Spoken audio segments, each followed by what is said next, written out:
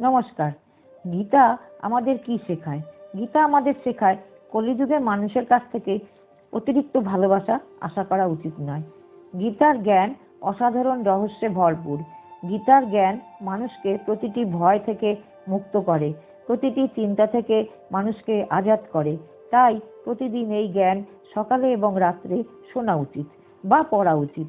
গীতা শেখায় যতক্ষণ পর্যন্ত মানুষ তোমার সাথে ভালো ব্যবহারে থাকে, ভালো ভাবে চলে, ততক্ষণ তুমিও তার সাথে ভালো থাকো।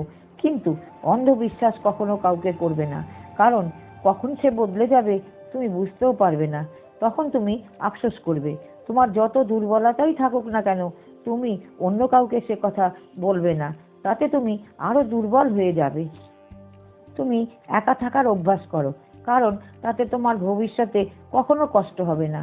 মানুষের সবচেয়ে বড় বন্ধু হলো তার আত্মা আর মন। উপবাস শুধু না খেয়েই থাকা নয়, উপবাস করতে হবে পরনিন্দা, পরচর্চা, লোভের। ভগবান বলেন, তুমি আমাকে যেভাবে স্মরণ করবে আমি সেইভাবেই তোমার কাছে পৌঁছাবো।